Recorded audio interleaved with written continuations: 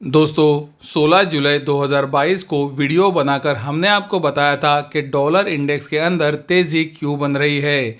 हमने आपको कारण बताया था कि डॉलर इंडेक्स के अंदर यूरो का 57.6% और जापानीज़ येन का 13.6% का बड़ा वेटेज है और ये दोनों करेंसीज कमज़ोर हो रही है और उसी वजह से डॉलर इंडेक्स के अंदर तेज़ी बनी है, क्योंकि ये दोनों करेंसीज का डॉलर इंडेक्स के अंदर 71.2% का बहुत बड़ा वेटेज है। ये दोनों करेंसीज इसीलिए कमज़ोर हो रही है क्योंकि यूरोप के अंदर इन्फ्लेशन 30 सालों की हाइज पर है, उसी समय पर जापान के अंदर इन्फ्लेशन 7 सालों की हाइज पर है और उसके बावजूद भी यूरोप या फिर जापान की सेंट्रल बैंक इंटरेस्ट रेट को नहीं बढ़ा रहे थे। उसी वीडियो के अंदर हमने आपको क्लियरली बोला था 21 जुलाई 2022 एक महत्वपूर्ण डेट है, क्योंकि इसी दिन जापान और यूरोप के सेंट्रल बैंक की इंटरेस्ट रेट के ऊपर मीटिंग है और अगर ये दोनों सेंट्रल बैंक्स इंटरेस्ट रेट को बढ़ाती है तो वो डॉलर इंडेक्स के लिए बहुत ही नेगेटिव होगा। और हमने आपको क्लियरली दिखाया था कि डॉलर इंडेक्स के 4 घंटे के चार्ट के ऊपर इसका संकेत क्लियरली आ रहा है, क्योंकि डॉलर इंडेक्स नया हाई बना रहा था लेकिन MACD इंडिकेटर के ऊपर नेगेटिव डाइवर्जेंस बना था। आप देख सकते हो यूरोप की सेंट्रल बैंक ने 50 बेसिस पॉइंट से इंटरेस्ट रेट को बढ़ाया है और उसी समय पर आप डॉलर इंडेक्स का चार्ट देख सकते हो। डॉलर इंडेक्स ने वो चैनल से ब्रेकडाउन दिया है। मार्केट के अंदर सब लोग ये एक्सपेक्ट करके बैठे थे कि European central bank 25 basis point से इंटरेस्ट रेट को बढ़ाएगी, लेकिन यूरोपियन सेंट्रल बैंक ने सबको सरप्राइज दिया और उन्होंने इंटरेस्ट रेट को 50 बेसिस पॉइंट से बढ़ाया। उसी तरह से उन्होंने ये भी बताया कि आने वाले समय में वो इंटरेस्ट रेट को तब तक बढ़ाते रहेंगे जब तक इन्फ्लेशन कंट्रोल में नहीं आता। उसी तरह से आने वाली सितंबर की मीटिंग में वो 25 से 50 बेसिस पॉइंट से फिर से इंटरेस्ट रेट को बढ़ा सकते हैं। यानी कि दोस्तों अभी यूरो को मजबूती मिल सकती है, क्योंकि European central bank interest rate को बढ़ा रही है और यही पहला संकेत है कि डॉलर इंडेक्स के अंदर यहाँ से अब कमजोरी की शुरुआत हो सकती है। उसी तरह से कल यानी कि 22 जुलाई 2022 को अमेरिका का PMI डेटा आया। दोस्तों PMI डेटा बताता है कि इकोनॉमी की कंडीशन अच्छी है कि खराब। अगर ये PMI डेटा 50 के ऊपर रहता है तो इसे अच्छा माना जाता है और अगर ये PMI डेटा 50 के नीचे जाता है तो वो अच्छा संकेत नहीं माना जाता। जून के अंदर अमेरिका का PMI डेटा 52.7% पर था। आप देख सकते हो जुलाई के अंदर ये 47 पर आया है, यानी कि जुलाई महीने के अंदर अमेरिका के PMI डेटा में एक अच्छी गिरावट आई है और सब लोग एक्सपेक्ट कर रहे थे कि अमेरिका का PMI डेटा जुलाई के अंदर 52.6 का होगा। तो आप देख सकते हो एक्सपेक्टेशन के भी बहुत नीचे अमेरिका का PMI डेटा आया है, जो ये बताता है कि अमेरिका के अंदर इकोनॉमिक कंडीशन अभी इतनी अच्छी नहीं है।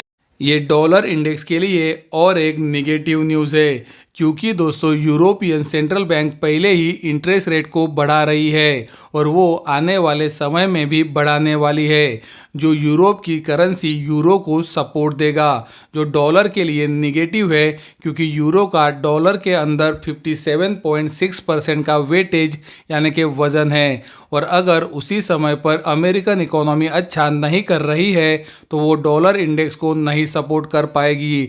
और यही एक अच्छा समय है कि डॉलर इंडेक्स के अंदर एक छोटा टॉप बन जाए और डॉलर इंडेक्स के अंदर यहाँ से गिरावट की धीरे धीरे शुरुआत हो।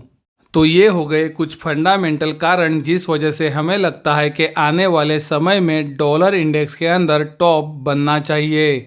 जैसे कि हमने हमारे पिछले वीडियो में आपको बताया था कि डॉलर इंडेक्स 4 घंटे के चार्ट के ऊपर एक चैनल में ऊपर जा रहा है और वहीं पर नेगेटिव डाइवर्जेंस भी बना है।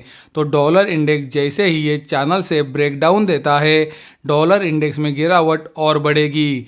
आप देख सकते हो चैनल से ब्रेकडाउन देने के बाद डॉलर इंडेक्स में एक अच्छी गिरावट आई है। डॉलर इंडेक्स अभी एक रेक्टेंगल पैटर्न के अंदर काम कर रहा है और हमें लगता है कि आने वाले दिनों में डॉलर इंडेक्स इससे ब्रेकडाउन देगा। डॉलर इंडेक्स के डेली चार्ट के ऊपर डॉलर इंडेक्स 20 दिनों के एक्सपोनेंशियल मूविंग एवरेज के पास सपोर्ट ले रहा है। तो डॉलर इंडेक्स जैसे ही 20 दिनों के एक्सपोनेंशियल मूविंग एवरेज को नीचे की तरफ तोड़ता है, उसका अगला टारगेट उसके डेली चार्ट के ऊपर उसका 50 दिनों का एक्सपोनेंशियल मूविंग एवरेज होगा। 16 जुलाई 2022 के वही वीडियो के अंदर हमने आपको गोल्ड के बारे में बताया था कि गोल्ड के लिए उसका 200 वीक का एक्सपोनेंशियल मूविंग एवरेज और महत्वपूर्ण सपोर्ट अभी बहुत ही पास में है। $1,673 से $1,690 का एरिया गोल्ड के लिए बहुत ही अच्छा सपोर्ट है और यहाँ पर गोल्ड के अंदर खरीदारी के बारे में सोचना चाहिए। आप देख सकते हो गोल्ड के अंदर वही एरिया से 3.5% का एक अच्छा उछाल आया है। इंडिया के अंदर हमने आपको क्लियरली बोला था कि 49,300 से 49,700 का एरिया बहुत ही अच्छा सपोर्ट है और यहाँ पर गोल्ड में खरीदारी की जा सकती है। आप देख सकते हो वहाँ से गोल्ड के अंदर 2.5% की एक अच्छी रैली ऊपरी तरफ आई है। हमें लगता है गोल्ड जब तक इंडिया में 49,300 से 49,700 के ऊपर है, गोल्ड के अंदर आप इन्वेस्टमेंट कर सकते हो।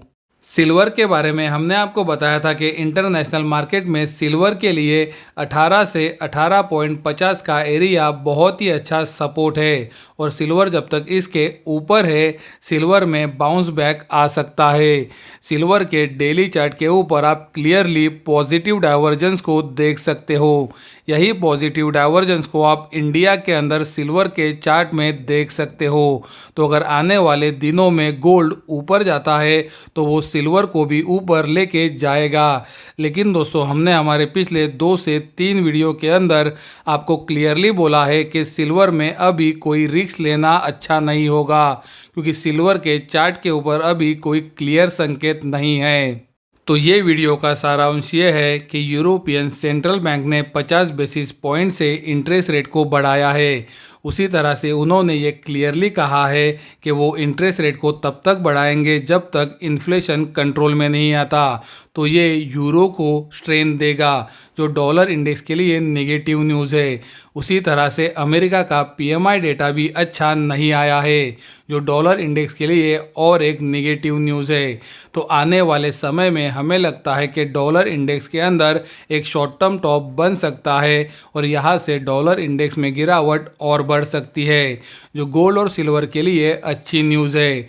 गोल्ड ने उसके बहुत ही महत्वपूर्ण सपोर्ट से बाउंस बैक दिया है, तो आप गोल्ड के ऊपर ध्यान रख सकते हो। सिल्वर में अब तक कोई भी बाउंस बैक के संकेत नहीं है, तो सिल्वर से दूर रहना ही अच्छा है। हालांकि अगर गोल्ड में बाउंस बैक आता है तो सिल्वर भी उसके साथ ऊपर जाएगा। तो ये वीडियो आपको कैसा लगा हमें कमेंट द्वारा ज़रूर बताएं।